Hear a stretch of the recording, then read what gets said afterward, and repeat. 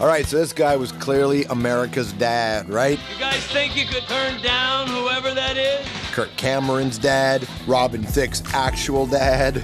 Actually, Alan Thicke is father to 3 sons, and he's been named Father of the Year by a number of organizations. And one thing that makes a dad awesome are the surprising stories from their past, the ones that make you see them in a whole light and remind you that your parents actually had a life. And Alan, well, he's no exception. He broke into show business right here at the CBC. I would like to show you now the funniest shtick in the show. Wrote musical segments for Tommy Hunter, did comedy with Lorne Michaels, and then he moved to Los Angeles and wrote for some of the all-time greats. Did you know that Alan Thicke wrote for Bill Cosby, Flip Wilson, and Richard Pryor? What he saw and what he learned from Pryor, we'll explore that with Alan. Plus, he never stopped creating music. This theme song, written by Alan. Different strokes it takes, different strokes it takes. Oh, and this one too. There's a place you gotta go for learning all you ought to know about the facts of life. Now, he did experience his share of disappointment. Where are they from? What do they eat for breakfast? Does their mother know where they are? In the 80s, he fronted a late-night talk show that went up against Carson, and, well, that's obviously, we know how that ended. Happy trails to you. But it did lead to Growing Pains, a show that he remains proud of to this date. Now he's back on CBC to share his thoughts on a lifelong passion, which is hockey. Alan is defending The Game by Ken Dryden in this year's Canada Reads competition. It's often talked about as the greatest hockey book ever, but it also raises the questions that we can all relate to: character, tenacity, and what it takes to become a success. Please welcome to the show, Alan Thicke. Hey, George. How are you, man? Nice to meet you. Hello.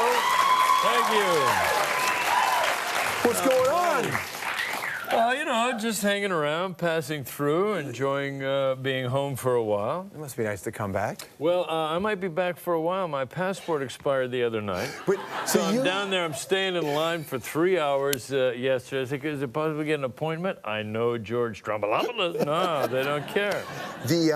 So Canada Reads, that's got to be kind of Oh, fun what to do this. fun. I am very proud of our country for a lot of reasons, but specifically the fact that we would have a literary competition that lasts for a full week on the network that has become very lively, is quite vital, vibrant through the social media as well as on TV. I just think it's great. I'm proud of our heritage. I'm proud of our libraries. Our authors are great. The books are terrific. It's really fun. And we have managed to turn it into a sporting event, haven't we?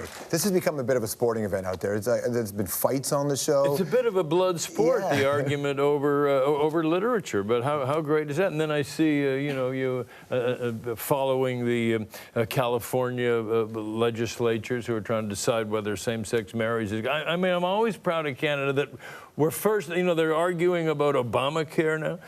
We gave you legalized marijuana, right? I mean, we kind of fooled the feds on that one. Yeah. They said, oh, it's a medical thing. Yeah. We gave them same-sex marriage. Yeah. We have now. We have universal health care. You could play hockey with your buddies one night, hit the bong at the after party, end up married to your goalie, but you're both covered. And it's a great country. It's a pretty great country, It's a isn't it? great country that can do that. Are you still playing hockey? Because I know that every time you play, you get hurt. I mean, the last time I saw you, you were going through the list of injuries. You're getting smoked. Well, man. that's my best quality on ice now is my ability to clot. I get cut, there's no blood an hour later. That and spitting for distance. You're I'm good at that too, right? Yeah. But no, I still play. I played in a big charity event in Banff just a few weeks ago that'll be on the Fox network in the States. And I played at Sundance a couple of weeks ago in Luc Robitaille's charity game. And he has all kinds of ex-NHLers are there, Pierre Turgeon, Rob Blake, Adam Foote. I mean, it's a good, nice, competitive game. And I got, well, I'm as competitive as I can be now at this stage of my life. When I got married, I told my wife, I said, I can't skate and make love in the same month, so I hope you enjoy the game. How'd that go over? Huh? We're not married anymore, but no, we are. No, but great fun, a big thrill for a guy like me who's just been a hockey fan all his life to be able to get out on the ice with these guys. You had a hell of a career if you think about all the things you've been able to accomplish. And for the longest time in the beginning, people didn't really no, you were a writer, you were a producer, you wrote for Richard Pryor, man. I did. I wrote for, I had an interesting writing career in the States, which is really what began my career. I started at the CBC for a couple of years. I started here. And then... I used to watch your show with my mom. You had a talk show here in Vancouver. Yeah. And then I went to the States as a writer, and I wrote for other people for 10 years. I wrote for Flip Wilson and Bill Cosby and the Richard Pryor Show, and I also wrote the Glenn Campbell Show, and I wrote for Mac Davis and Olivia Newton-John, a lot of country. Musicians. Yeah. How much did you have to change the comedy to go from Richard Pryor to Glenn Campbell? Not much, interestingly. That was what my Canadian background gave me. Back then, you had to do so many things at the CBC or in Canada to make a living in show business, that by the time I arrived down there and they said, well, what do you do? What are you auditioning for? I said, well, I write a little special musical material, I write sketches, I write some monologues, I can write the continuity. No, they mean, what do you do? And I said, well, I did all of that in Canada. You're hired, and suddenly you're working. And so instead of working $35 for this job, $85 for this, $110 for that, now they're paying you big bucks in the States, $500 or $600 a week to write one of those shows. Well, and if you think about, man, when you had your own talk show down there, you were doing all of that stuff. Like you were, and you were going up against Carson, but you had to do all those jobs, didn't you, for a while? I was doing all of those jobs, apparently badly, because we got canceled after a year. But we did a lot of things. We tried a lot of stuff on the Thicke of the Night show down there. I remember that show, and you hit some stuff. You did stuff that was so strong. I want to play a clip that is so great. This is let's go back, a little memory lane trip here. I can't start off with them. No, but you know what they're opening with? They're opening with mud wrestling. But look, it's not that I'm against it on religious grounds, just that we've done it. We had a series of mud wrestling debates already. We mud wrestled over amnesty for aliens. We mud wrestled over the death penalty. We've covered the important aspects of mud wrestling. I just think anything else would be exploitive. I just don't know how to deal with any more mud wrestling. I am personally mud wrestled out. Just one more time. Look, no, really, honestly, I don't want to spoil anybody's fun. Tell them they can mud wrestle their brains out, but my hands are tied, which is a lousy way to mud wrestle. But that's you addressing what you're talking about right there, right? I hadn't seen that since we did that, but interesting that you should show that. That was actually the beginning of reality television, because that was actually absolutely true. It was the real offshoot of debates, arguments that I was having with the network and with the producers, and I said that they wanted to be sexy and crazy, and the sexy to them was to have semi-naked girls. I mean, seriously, the executives are saying, what do we need to get ratings? I got it. Let's be years ahead of our time, pretend they're the Kardashians, and we'll put them on. Let's have the Kardashians wrestling Snooki. That's a good idea. So a brilliant idea, but I wasn't ready for that. I said, no, are we really stooping that low? Is it that desperate and horrible? The answer was yes, by the way. And so I said, the only way I can be involved in this is to walk out on it. You can get me on camera, and I'll resist it on camera, and then it's up to you. So that was kind of a little reality television. It's a good bit. You know what's cool about that show, too, man? You worked with Arsenio Hall. Like, Arsenio is a groundbreaking talk show host, and you worked with Arsenio in that run, right? Well, and it was groundbreaking for the main reason that he was the first black co-host of a late-night primetime show. And again, working with all the black comics that I had worked for in the 70s, it was a natural offshoot for me. I'm always very proud of my Canadian roots that way, and there's always a lot of conversation with me and my son Robin, who's married to a black woman and is the darling of the urban music Just crowd. nominated for a Juno. And #1 this week, I'm happy to say, on the Urban AC. But yeah, very proud of Robin. But I always kind of trace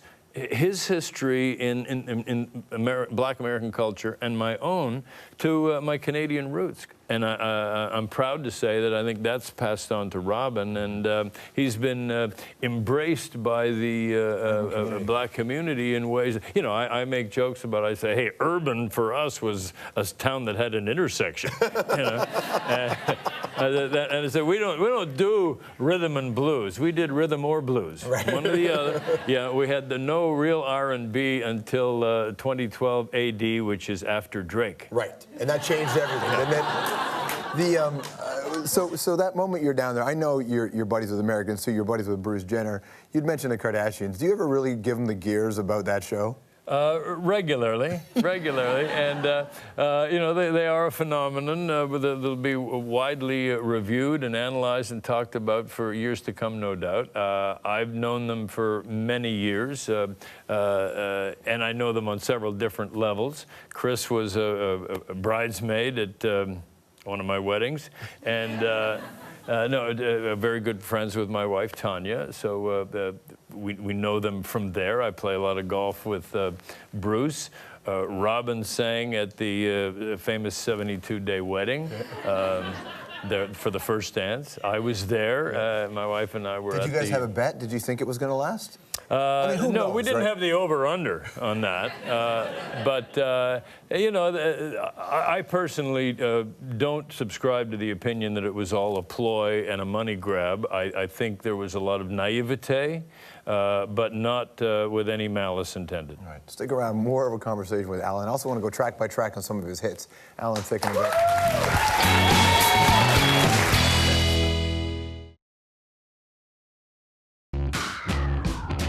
Like, my mom has all the drama and the artistic value. My dad is more like, how can I stay in this Hollywood thing for another 10 years? I actually do an impression for him, because sometimes, you know, he still gets a little starstruck. You know, he'll call me and he'll go, I was golfing with Clint Eastwood, was there, and Bill Clinton was there. You'd like him. I met Puff Daddy. He likes your music. Nice guy. Back with Alan Thicke and some Robinson. Here's a pretty good impersonation. Well, I admit to being starstruck. I think is one of the great things about coming from Northern Ontario, is that you get down there and you count your lucky stars every day. Yeah, you talk about your music, and a lot of people who only know you in the growing pains world don't know you as a successful musician, but just let's play track by track. I'm going to play part of a song, and I want you to tell me about the moment, all right? Mm-hmm. Let's start with this one right here.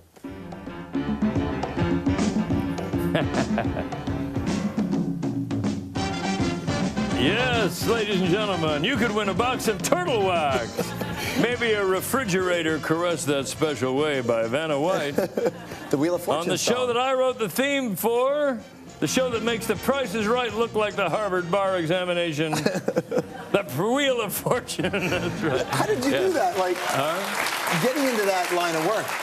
So it wasn't just... I'll tell you how I did it. My first producing gig in the States was a game show at NBC called The Wizard of Oz, starring Alex Trebek. And they were looking for something different musically, decided to go with a little, you know, touch of rock and roll and maybe even a lyric. So I did that. As the producer, I hired myself. Always thinking. And it went well, and it was well received, so that led to a bunch more, and I ended up with about 45 theme songs. How about this one right here?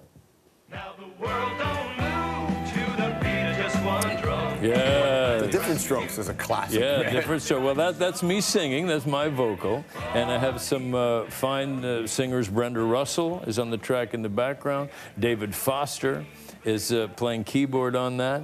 And David and I have been at all of each other's weddings and have remained very close. You wrote some of this stuff with Gloria, right? Over the years, yeah. I wrote the Different Strokes theme with her, yeah. Gloria. And yeah, so we had some good players on. And then this one might be the most famous. You take the good, you take the bad, you take them both, and there you have the facts of life. The facts of life. There's a time you gotta go. Yes, that's Robin's mother, Gloria, beautiful singer, sang that. We wrote that theme together, and it stuck, and it's popular. And you know, I still there's technology now that didn't even exist back then, where you still get 11 cents once in a while. Right. Ringtones. Apparently, college kids get together. They're playing beer pong. They bet each other who knows the most lyrics from their parents' sitcoms.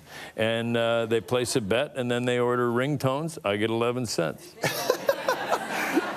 It's so good to see. The winner of Canada Reads is going to be determined tomorrow, Thursday, February the 9th. It's so great to see you, man. Hey, Alan Thicke. Always a pleasure.